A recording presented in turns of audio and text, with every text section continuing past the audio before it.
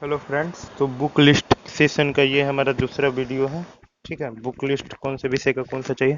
तो पिछले वीडियो में मैंने कोर विषय के बारे में बताया था, ये सब के बारे में। आज इलेक्ट्रॉनिक्स के बारे में बताता हूँ। इस सब का बुक लेना चाहिए या कहाँ से पढ़ना चाहिए। तो देखिए, जब आप बेसिक इलेक्ट्रॉनिक्स का बुक खरीदिएगा बीके मेहता का, अगर आप इसको मतलब पूरा नहीं भी, अगर आप 50 से 60% भी अच्छा से इसको रीड कर लिए बुक को, तो आपको बहुत सा topic, transistor, semiconductor, MOSFET, adder, full adder, half subtractor, ये सब जो पूछा जाता है, ऑपरेशनल एम्पलीफायर, ये सब आपका डील हो जाएगा। ठीक है, लेकिन फिर भी मैं यहाँ पे मतलब मैं इसको सब डिवाइड कर दिया है। इसी का पार्ट इलेक्ट्रॉनिक्स के अंदर ही ये सब आता है। ठीक है, एनालॉग, जिसके अंदर वही आपको ट्रांजिस्टर, मोसफेट, ऑपरेशनल एम्पलीफायर, ये सब पढ़ाया जाएगा। तो इसके लिए कोई बुक मत लीजिए। ये सब जो इलेक्ट्रॉनिक्स में लेते हैं वो खरीदते हैं। इसके लिए आपको एनफ है, अगर आप जे बी गुप्ता का इलेक्ट्रिकल इंजीनियरिंग का जो ऑब्जेक्टिव आता है, उसका एनालॉग का अगर आप 60 से 70% भी ऑब्जेक्टिव रट लिए या लगा लिए, ठीक है, किसी भी तरह आपको अगर समझ में आ रहा है, तो इनफ है। ठीक है, एनालॉग आपका कवर हो जाएगा। और इसके अलावा जब आप बीके मेहता का ऑब्जेक्टिव इलेक्ट्रिकल बुक खरीदिएगा, ऑब्जेक्टिव टेक्नोलॉजी, तो उसके लास्ट में भी इलेक्ट्रॉनिक्स दिया रहता है। ठीक है, अगर आप उसको भी अच्छा से डील करिएगा, तो मैं हम कहते हैं आपका 70 से 80% कवर हो जाएगा एग्जाम भी से। बहुत ही इजी इजी तरह का आता है क्वेश्चन, ज़्यादा कोई हाई लेवल का नहीं आता है। जैसे क्लास ए एम्पलीफायर का इफिशियंसी पूछा जाता है, उसका class B amplifier, class C amplifier, तीनों में से कौन अच्छा है, यही सब पूछा जाता है। उसमें ज़्यादा कोई डीप से नहीं पूछा जाता। डिजिटल के लिए भी मैं इसी को रिकमेंड करूँगा, जे बी गुप्ता का ऑब्जेक्टिव बनाइए। ठीक है, जो बन सके इसका सीखिए। थ्योरी जरूर आप यूट्यूब से या किसी सर के नोट से। ठीक है, क्योंकि हो सके कितने बच्चों को थ्योरी समझने में, जैसे भाई half adder, full adder, multiplexer, demultiplexer, ये सब नहीं समझ में आता मे बी, तो आप यूट्यूब का सहारा ले लीजिए। ठीक है, सेलेक्टेड टॉपिक है भाई ये सब में, मैं आपको सही बता रहा हूँ। तो आगे जब मैं हर एक विषय का वो वाला स्ट्रेटजी बताऊंगा सब्जेक्ट वाइज, तो मैं इसको अच्छा से कवर करके बता दूंगा। ठीक है, तो डिजिटल एनालॉग सबका कोई बुक लेने का जरूरत नहीं है। माइक्रो प्रोसेसर को, इसमें आप सिर्फ 8085 और 8086 अगर आप नेट से यूट्यूब से भी पढ़ लेते हैं तो इनफ हो जाता है। लेकिन अगर आपको बुक लेना है तो आप बी राम का बुक ले सकते हैं, क्योंकि इसमें बहुत सारा इंस्ट्रक्शन सब सीखना पड़ता है। तो मैंने लिया था, इसी से पढ़ा था, और अच्छा बुक है। ज़्यादा नहीं, 150-200 में ये भी मिल जाएगी। Electronic device and circuit, same J B Gupta पे जाइए। इसके लिए आपको कोई एक्स्ट्रा कुछ नहीं खरीदना है, क्योंकि आप लोग इलेक्ट्रॉनिक्स वाले नहीं है।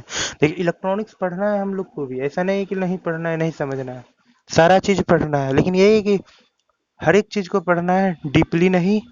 जैसे ऑक्सीलेटर ही पढ़ना है, तो हर एक टाइप का ऑक्सीलेटर के बारे में जानिए। ठीक है, मेरा मतलब ये है, अगर बेसिक इलेक्ट्रॉनिक्स इंजीनियरिंग आप पढ़ रहे हैं, जैसे बहुत हार्टले ऑक्सीलेटर या फिर और भी कुछ ऑक्सीलेटर आता है, मैं अभी भूल गया हूँ यार, बहुत दिन से रिवाइज या कुछ पढ़ नहीं रहा हूँ।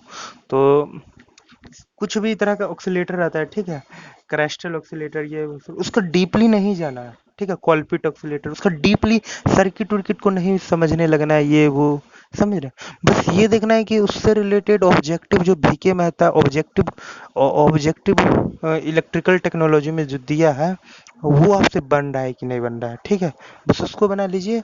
और ये जो ऑब्जेक्टिव बुक है बीके मेहता का, इसके पीछे साइड थ्योरी रहता है। ठीक है, कुछ कुछ 2-3 पेज 4 पेज, तो इलेक्ट्रॉनिक्स वाला आप पूरा थ्योरी पढ़िए। ठीक है, जो जो बीके मेहता में दिए हुए ऑब्जेक्टिव इलेक्ट्रिकल टेक्नोलॉजी में। ठीक है, उसके अलावा तो आप यहाँ से भी ऑक्सीलेटर अच्छा से पढ़ ही सकते हैं, बेसिक इलेक्ट्रॉनिक्स इंजीनियरिंग में। ज़्यादा डीप नहीं जाना है, ऊपर ऊपर से पढ़ना है। क्वेश्चन आपको मतलब यार बनना चाहिए एग्जाम में, उस तरह से पढ़ना है। बताऊंगा आगे मैं। कंट्रोल सिस्टम कोई बुक लेने की जरूरत नहीं है, कहीं से किसी भी कोचिंग का, केडी कैंपस हो, इंजीनियर्स एकेडमी हो, या फिर कहीं से भी पीडीएफ अगर आपको अवेलेबल हो तो वहां से आप पढ़ सकते हैं। क्योंकि कंट्रोल सिस्टम अगर कोई भी एग्जाम में ना के बराबर अब पूछा जाता है, सो इसलिए पावर इलेक्ट्रॉनिक्स कोई ज़रूरत नहीं है लेने का। हालांकि लेना चाहते हैं तो हमारा रूममेट लिया था जेबी गुप्ता का, तो उसी से हम पढ़ते थे कभी कभी। तो पावर इलेक्ट्रॉनिक्स के लिए इसमें है क्या, वही जेबी गुप्ता का ऑब्जेक्टिव सॉल्व करिए।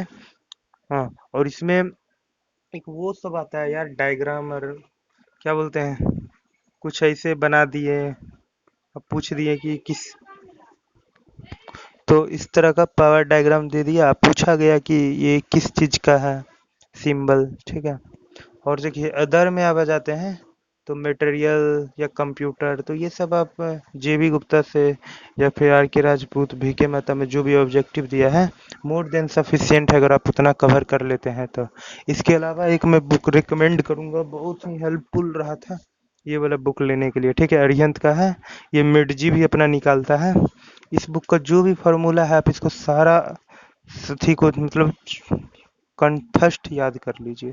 ये आपको कब काम देगी बताते हैं, जब आप एग्जाम देने जाओगे तो एग्जाम देने के एक दो दिन पहले अगर आप रिवाइज करके जाते हो तो आपको सारा चीज़ दिमाग में याद रहेगा, कि एग्जाम के बाद यार उतना ज़्यादा याद नहीं रहता है, हर एक आप जो जो भी पढ़े हो उतना ही याद रहेगा। छोटा छोटा पॉइंट इसमें सारा इंपॉर्टेंट पॉइंट ही दिया हुआ है, देख देख सकते हैं। हम इस बुक को पूरा पढ़े थे इसलिए आपको दिखा रहे हैं। देखते हैं मास्टर स्लेव फ्लिप फ्लॉप है क्या, इसके बारे में डीपली नहीं, लेकिन हाँ ये सब समझ लिए थे। अच्छा अच्छा, इस तरह होता है, लेवल ट्रिगर्ड, इज ट्रिगर्ड, कहाँ से क्या क्वेश्चन पूछा, जैसे इक्वेशन सब पूछा जाता है इससे रिलेटेड, तो वो सब मैं पढ़ लिया था। फुल एडर हाफ एडर है, समझ रहे हैं। तो ये बुक बहुत ही बेस्ट है। देखिए एक इसका मिड जी का भी आता है, फॉर्मूला कलेक्शन का बुक, तो उसको मैं इसलिए लेने के लिए रिकमेंड नहीं करूंगा, उसमें बहुत सा एक्स्ट्रा बात भी दिया हुआ है। ये बुक इसलिए बेस्ट है, इसमें लिमिटेड चीज दिया हुआ है, बहुत ही अच्छा तरीका से दिया हुआ है, ठीक है। तो आप इसको जरूर ले लें, फ्लिपकार्ट अमेजन पे अवेलेबल है, अगर आपके सिटी में नहीं मिलता है तो। मैंने भी ऑनलाइन ही मंगाया था, ठीक है।